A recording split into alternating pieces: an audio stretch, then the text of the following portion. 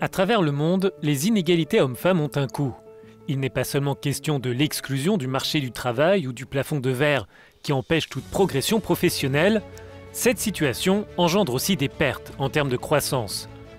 Le thème est à l'ordre du jour des Journées européennes du développement. À cette occasion, Euronews a interrogé la directrice générale de la Banque mondiale, Kristalina Georgieva. Où se situe l'Union européenne en matière d'égalité des genres? Nous ne sommes pas où nous devrions être. L'égalité des genres est toujours une aspiration et non une réalité, et même dans des pays riches.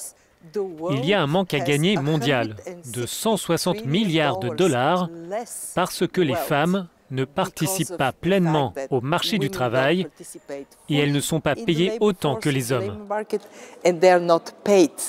Il y a un an, la directrice générale du Fonds monétaire international, Christine Lagarde, expliquait aux décideurs japonais que s'ils n'amélioraient pas le rôle des femmes sur le marché du travail, alors ils devraient accepter d'accueillir des migrants pour des raisons démographiques. C'est la même chose en Europe, c'est le même enjeu. Nous sommes une région qui vieillit et si nous n'élargissons pas la participation des femmes sur le marché du travail, nous allons perdre notre capacité à répondre aux demandes de nos économies et il faudra alors compenser par un recours à l'immigration. Que devraient faire les Européens et l'Union européenne pour améliorer la croissance grâce aux femmes ? Il ne s'agit pas d'une opération chirurgicale ou complexe.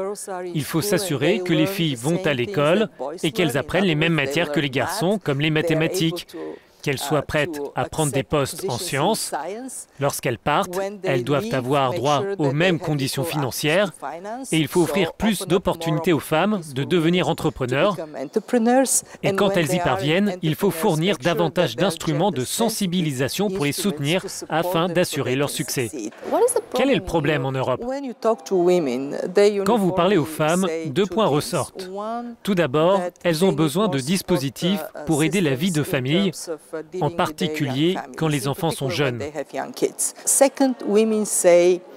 Ensuite, les femmes veulent avoir accès à un soutien financier, à un soutien pour entreprendre et la reconnaissance que les femmes peuvent diriger. Là, il s'agit d'un vif débat, ici en Europe, sur les quotas pour les femmes. Vous êtes d'accord? Absolument. Sans quotas, il faudrait des décennies, voire des siècles pour parvenir à l'égalité des genres.